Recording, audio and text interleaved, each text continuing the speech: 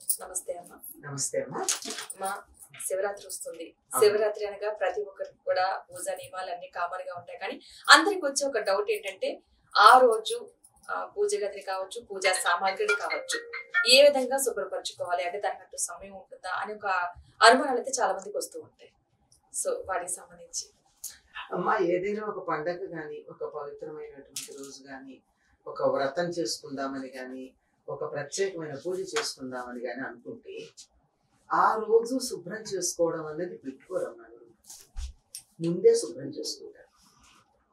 రేపు ఇంట్లో సత్యనారాయణ వ్రతం అంటే పొద్దున్న లేచి ఇల్లు కడుక్కోరు కదా, ముందు రోజు అంతే కదా. ఇప్పుడు వరలక్ష్మి వ్రతం అంటే ముందు రోజే సిద్ధ పెట్టుకుంటాం. అట్లాగే శివరాత్రికి కూడా ముందు రోజే సంసిద్ధం అవుతాం. అంటే చక్కగా ఇళ్ళన్నీ శుభ్రం చేసుకుని, దేవుడి గదిని శుభ్రం చేసుకుని, ప్రతిరోజు దేవతా విగ్రహాలని మనం కడగం. కొంతమంది చేస్తారు కానీ అన్నీ కడగరు. వాళ్ళు కూడా కొన్ని విగ్రహాలని వేటికి అభిషేకం చేస్తారు, వాటినే కడుగుతారు తప్ప అన్ని విగ్రహాలని, అన్ని ఫోటోలని రోజు చేయడం అన్నది ఒకటో రెండో ఉంటే పర్వాలేదు, కానీ ఎక్కువ ఉంటే చేయడం కష్టం. అట్లాంటిది ఈ శివరాత్రికి కూడా పూర్తిగా ముందుగానే అన్నీ శుభ్రం చేసుకుంటారు. ఇంకా గట్టిగా చెప్పాలంటే కొంతమంది ఇంట్లో ఉన్న బొంతలు దుప్పట్లతో సహా కడుగుతారు, ఉతుకుతారు. ఎందుకంటే నిత్యం వాళ్ళ ఇంట్లో ఒక రకమైనటువంటి దేవుడికి పూజ చేసేటప్పుడు పాటించాల్సిన శౌచం అంటే బయటికి వెళ్ళి వచ్చినటువంటి బట్టలతోని పనులు చేయడం, బయటికి వెళ్ళి వచ్చిన వాటిని దూరంగా పెట్టకుండా ఉండడం, ఇట్లాంటివి జరిగాయి అనుకో. అలాగే అంటూ ముట్టు మైల లాంటివి కలపడం, పెద్ద పట్టింపు లేకుండా కలుపుకుంటారు. ఎందుకంటే నిత్యం దీపారాధన పూజ చేసే ఇళ్ళు కావు అవి. అందువల్ల వాళ్ళకి పెద్ద దోషం ఉంటుందా అంటే ఉండదనే చెప్తారు అందరూ. ఎందుకంటే వాళ్ళు శారీరక శ్రమ చేస్తూ పూజకి దేవుడికి సమయం వినియోగించేంత తీరిక లేకుండా శ్రమ పడతారు కనుక. అందుకే దైవం కూడా వాళ్ళని ఏమనడు.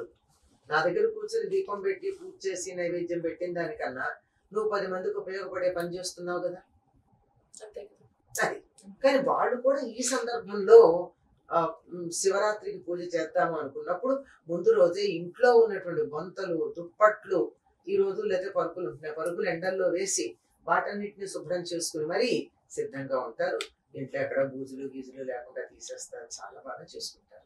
అలాగే కాస్త పెద్ద పూజ చేసే అలవాటు ఉన్నటువంటి వాళ్ళు ఆ దేవుడి మందిరం ఉండొచ్చు, లేకపోతే దేవుడికి ఒక గూడు ఉండొచ్చు, లేకపోతే దేవుడిని ఓ మూల పీట మీద పెట్టి ఉండొచ్చు. వాటన్నిటిని శుభ్రం చేసుకుని శివరాత్రి నాడు శుభ్రం చేసుకునేటటువంటి దానికోసం సమయాన్ని వెచ్చించకుండా ముందే చేసుకుంటారు. అయితే ఏదో కారణంగా ఊరిళ్ళు వస్తాం, మరి ఏదో కారణాలు ఉంటాయి, అట్లాంటివి తప్పనప్పుడు తప్పదు. మామూలుగా అయితే ముందే చేసుకుంటారమ్మా. ఆనాడు ఇంకా లేచిన దగ్గర నుంచి శివ ధ్యానంతోనే, శివ పూజతోనే సమయం గడపటం ఉత్తమమైనటువంటి పద్ధతి. ఎప్పుడైనా సరే పూజా సామాగ్రి అవి శుభ్రం చేసుకున్నట్టు కాస్త శివనామ స్మరణతో అయితే భక్తి భావంగా చేసుకున్నట్టు ఉంటుంది అంటారు. కాదు, ముందు చేసేస్తాం కదా, ఇంకా ఆ రోజు చేసేవన్నీ. అంటే ఉదాహరణకి నేను ఎంత ఇల్లు కడుక్కున్నా ఇవాళ మళ్ళీ పాచిళ్ళు ఉంచాం కదా, తుడుచుకోవడం, దేవుడి దగ్గర దీపాలు పెట్టుకోవడం, దీపానికి కావాల్సిన ఏర్పాట్లు చేసుకోవడం, పూజకు కావాల్సిన ఏర్పాట్లు చేసుకోవడం, ఎన్ని ఉంటాయి. ఇవన్నీ చేసేది కూడా శివుడి మీద దృష్టి పెట్టి చేస్తే బాగుంటుంది. ఇప్పుడే ఇల్లు కడుక్కోవాలి, ఇప్పుడే దేవుళ్ళని శుభ్రం చేసుకోవాలి అంటే మధ్యాహ్నం సాయంకాలం అవుతుంది, విసుగొస్తుంది, నీరసం వచ్చేస్తుంది. అవును, ఖచ్చితంగా. ఎందుకంటే చేయాల్సిన పని ముందు చేయడం వల్ల కూడా కాస్త నెక్స్ట్ డేకి, తర్వాత రోజుకి, శివరాత్రి రోజుకి కొంచెం భక్తి భావం అంటే ముందుగా చేయడం అనే అలవాటు ఒకటి. అది కాకుండా ప్రత్యేకంగా ఈ రోజు శుభ్రం చేయడం పెట్టుకోకూడదు. దానివల్ల కొంచెం సమయం కలిసి రావడం ఒకటే కాదమ్మా. ఈ రోజు పూజ చేయాల్సిన రోజు నువ్వు ఇల్లు శుభ్రం చేస్తానంటే ఎట్లా కుదురుతుంది? ఆ పని మీద ధ్యాస ఉండదు, కంగారుగా అయిపోతా ఉంటాయి అన్ని పనులు. మనసు ఏదో చేసామన్న పేరుకే తప్ప భక్తిగా చేయలేం. ఆ రోజు పూజ చేయాలి, చేసామన్నట్టు. ఓకే. తర్వాత యాక్చువల్ గా ఆ శివరాత్రి రోజున పాటించాల్సిన నియమాలు ఏమన్నా ఉన్నాయి? అంటే ఉపవాసం ఉంటాం అనేది ప్రతి ఒక్కరు ఉంటారు, కొంతమంది ఉండగలుగుతారు, కొంతమంది ఉండలేకపోతారు. ప్రత్యేకించి పాటిస్తే మంచి జరిగే అవకాశాలు, ఎలాంటి నియమాలు పాటిస్తే మంచిదంటారు? అంటే మామూలుగా నిత్య పూజ చేసుకునే వాళ్ళు ఉంటారు కదా, నిత్యం రకరకాల, అందరూ ఒకలా ఉండరు. సంధ్యావందనం చేసుకునే వాళ్ళు ఉంటారు, నిత్య పూజ చేసుకునే వాళ్ళు ఉంటారు. నిత్యం పూజ చేయరు కానీ దేవుడి దగ్గర దీపం పెట్టేసా లేదా ఒక అగరొత్తి వెలిగించేసో దండం పెట్టి వెళ్ళిపోయే వాళ్ళు ఉంటారు. ఎవరి వీళ్ళు బట్టి వాళ్ళు చేస్తారు కదా. అవన్నీ మానకుండా ముందలు చేసుకోవాలి. అంటే స్నానాధికాలన్నీ నిర్వర్తించాక ఏ వ్రతం పూజ చెయ్యాలన్నా మొట్టమొదట పాటించాల్సిన నియమం ఏమిటి అంటే సూర్యోదయానికన్నా ముందు నిద్ర లేవాలి. నేను 10ంటికి లేచి చేస్తాను, రాత్రి వేలుకుంటాను కనుక 12 దాకా పడుకుంటాను అంటే అది ఏదో సరదాగా చేసిన పని అవుతుంది తప్ప అది భక్తితో చేసిన పని అవుతుంది. సూర్యోదయానికన్నా ముందే నిద్ర లేవాలి, కాలకృత్యాలు తీర్చుకోవడం, స్నానం వీలైనంత వరకు సూర్యోదయానికన్నా ముందు చేయగలగాలి. అలా చేసి మనం నిత్యం చేసే పూజాధికాలన్నీ చేసుకున్న తర్వాత ఇక రోజంతా శివ సంబంధమైనటువంటి విషయాలతో గడపాలి. అంటే శివుణ్ణి ధ్యానం చేయడం కావచ్చు, పూజ చేయడం కావచ్చు, అభిషేకం కావచ్చు, సాయంకాలం అయ్యేటప్పటికి కళ్యాణాలు చేస్తూ ఉంటారు చాలా చోట్ల. వీటిల్లో ఏది చేసినా శివ సంబంధంగా మాత్రమే మనం చేయడం అన్నది సరైనటువంటి పద్ధతి. అట్లాగే చెయ్యాలి అని చెప్పి అలా చేస్తూ ఉండడం. ఈరోజు మీరు ఇందాక అన్నట్టు ఉపవాసం చేయడం ఒకటి ఉంటుంది, తర్వాత జాగరణ కూడా చేస్తారు. ఈ రెండు ప్రధానంగా ఈరోజు అభిషేకం, ఉపవాసం, జాగరణ, ఈ మూడు ఆ శివరాత్రి ప్రత్యేకం. అమ్మ ఉపవాసం అంటే కొంతమంది ఉండగలుగుతారు, మరి కొంతమంది అంటే కొంచెం పెద్దవాళ్ళు ఎవరైనా ఉండలేకపోతే ఏమన్నా ఫలాలు అలాంటివి తీసుకుని ఉండవచ్చు అంటారు? అమ్మ ఉపవాసం అంటే అర్థం ఏమిటి? కడుపు మార్చుకోమని కాదు. కడుపు మార్చుకున్న వాళ్ళందరూ ఉపవాసం ఉన్నట్టు కాదు. హాస్పిటల్లో ఉండి మందులు వేసుకుంటూ అన్నం తినకుండా ఉన్న వాళ్ళందరూ ఉపవాసం ఉన్నట్ట కాదు కదా. ఉప అంటే సమీపంలో, వాసం అంటే ఉండడం, అంటే భగవంతుడి దగ్గరగా ఉండడం. ఆ రోజంతా ఇతర వ్యాపకాలన్నీ పక్కకు పెట్టి దేవుణ్ణే ధ్యానిస్తూ ఉన్నట్టయితే అది ఉపం. దానికి భోజనం చేయకుండా ఉండడం జోడిస్తారు. ఎందుకు అంటే కడుపు నిండా భోజనం చేస్తే ఇలా ధ్యానం అని చెప్పి కళ్ళు మూసుకోగానే నిద్ర వస్తుంది, అంతే కదా. అంతెందుకు మనం హాయిగా కడుపు నిండా అన్నం తిని ఇలా కూర్చుని ఆ పేపర్ తీయండి, నిద్ర వస్తుంది. అంతే. పేపర్ మంది చదువుతుంది, మనం పేపర్ని చదవం. అట్లా ఉంటుంది. అందువల్ల అటువంటి నిద్ర రాకుండా ఉండాలి. చేస్తున్న దాంట్లో మనసు నిమగ్నం కావాలి అంటే ఆహార నియమం పాటించాలి. అన్నం కడుపు నిండా తినకుండా ఉండాలి. పైగా అప్పుడు జరిగే పద్ధతి ఏమిటంటే, ఏం జరుగుతుందంటే అన్నం తినంగానే మన శరీరంలో ఉన్నటువంటి శక్తి అంతా పొట్ట మీద పెడుతుంది. అంటే జీర్ణం చేయాలి కదా. అప్పుడు ఏమవుతుంది, రక్తం అంతా అక్కడికి వెళ్ళి పైకి వెళ్ళడం తగ్గుతుంది మెదడుకి. మెదడుకి ఎప్పుడైతే రక్త ప్రసరణ తగ్గుతుందో కాస్త ఇట్లా కునికిపాట్లు వస్తాయి. అందువల్ల తినద్దు అన్నారు. దీనివల్ల ఇంకో ఉపయోగం కూడా ఉంది. భోజనం చేయకపోతే హాయిగా వంట చేయక్కర్లా,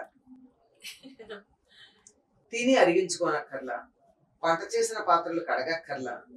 ఎన్ని పనులు ఉన్నాయి, చాలా పనులు తగ్గుతున్నాయి. ఇవన్నీ తగ్గడం వల్ల ఈ సమయం కూడా దైవ ధ్యానంలో గడపాలి.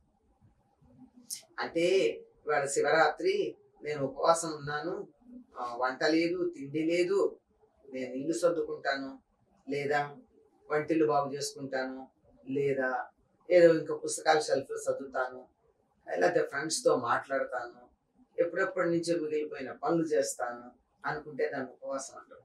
అది మాత్రం జస్ట్ ఫాస్టింగ్ అంతే. కడుపును మార్చుకోవటం అవుతుంది, లంఘనం అంటారు. లంఘనం చేసినట్టు అవుతుంది.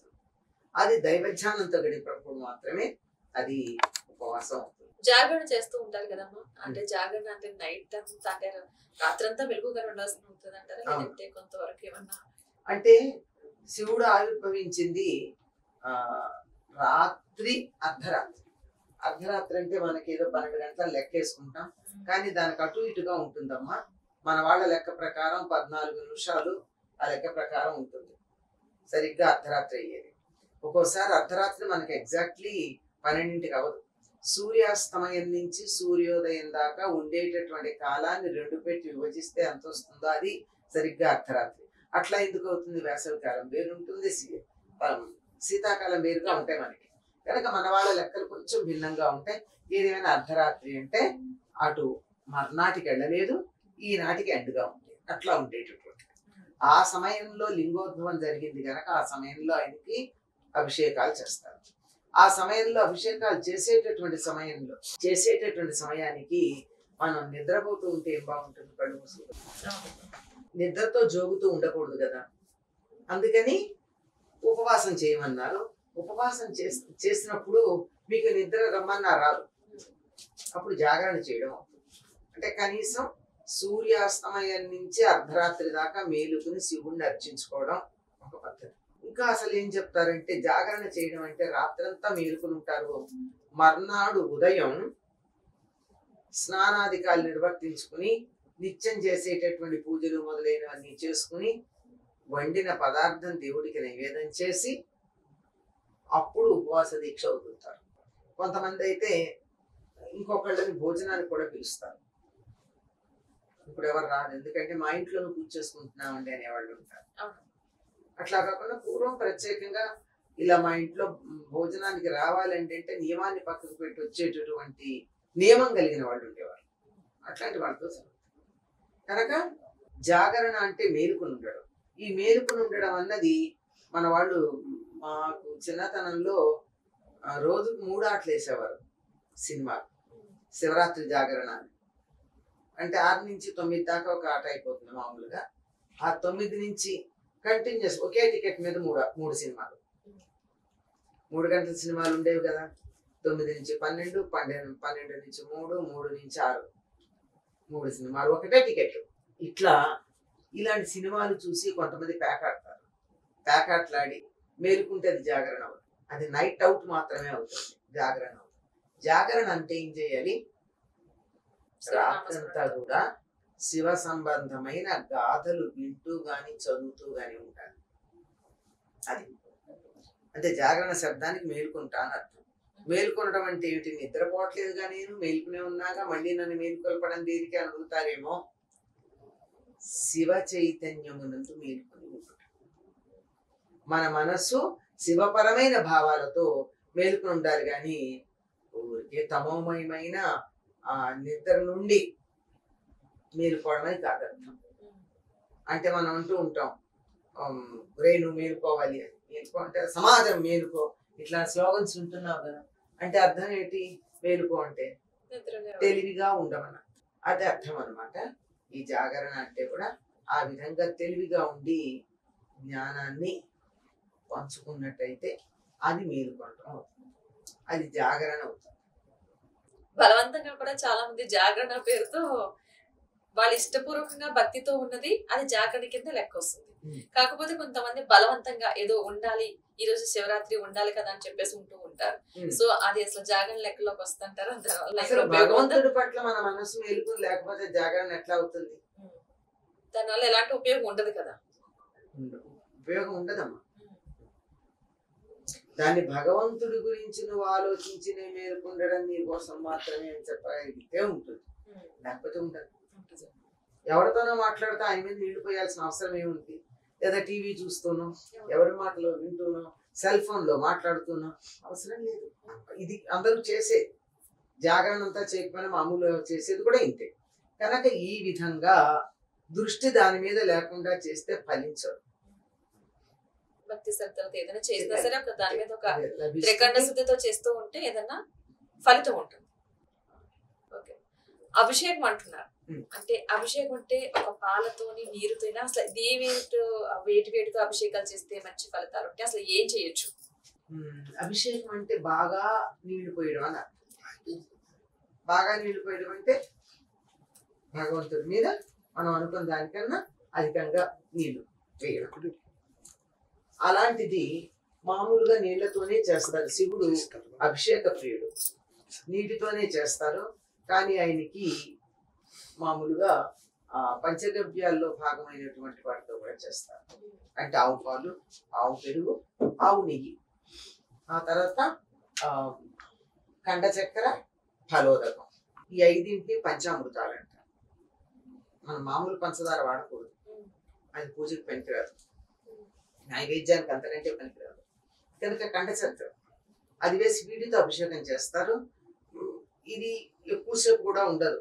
ఏదో రుద్రం 11 సార్లు చదివితే ఒకదాని హృదయం దగ్గర ఇవి చేస్తారు, కానీ మిగిలినవంతా కూడా ఎక్కువగా చేసేది నీటితోని ఈ జలాభిషేకమే ఆయనకి చాలా ఇష్టం. జలాభిషేకంతో మంచి ఫలితాలు. అంటే ఇంకో గొప్ప కోసం అని కొన్ని పళ్ళ రసాలతో కూడా కొంతమంది చేస్తూ ఉంటారు. సో అలా చేయొచ్చు అంటారా? ఇందులోనే మనం అనుకున్నాం కదమ్మా, ప్రధానమైనటువంటిది నీళ్లు. అవును. పళ్ళ రసాలతో చేయొచ్చు, ఎన్నిటితో అయినా చేయొచ్చు. ఇంకా ఏమి లేకపోయినా నీళ్ళతో కొబ్బరి నీళ్లు, చెరుకు పానకం, ఇవి Main. ద్రవ్యాలు ద్రవంగా ఉండేవి. ఆ తర్వాత తేనె, ఇవి ద్రవ పదార్థాలుగా ఉంటాయి, వీటితో కూడా చేయొచ్చు. ఇవి లేనంత మాత్రాన మనం మానేయాలి. నీళ్ళతో చేసినా శివుడు శాంతిస్తాడు. కానీ నీళ్లు ప్రధానం, నీళ్లు చాలా ప్రధానం. పంచామృతాలతో చేసి వదిలేస్తే చిమలు పట్టవమ్మా. పడతాయి. అంచేత నీళ్ళతో స్నానం చేస్తే గానీ పంచామృతాలతో చేయించినందువల్ల వచ్చేటటువంటి జిడ్డు మట్టి అంటే. ఓకేనా, మీ రోజు మీ విలువైన సమయానికి కేటాయించి మా స్టూడియోకి వచ్చి మహాశివరాత్రి పర్వదినం యొక్క ఆ రోజు చేయాల్సిన విశిష్టతలు కావచ్చు, పూజా విధానం కావచ్చు, అభిషేకాలు కావచ్చు, మంచి విషయాలు తెలియజేసినందుకు ధన్యవాదాలమ్మా.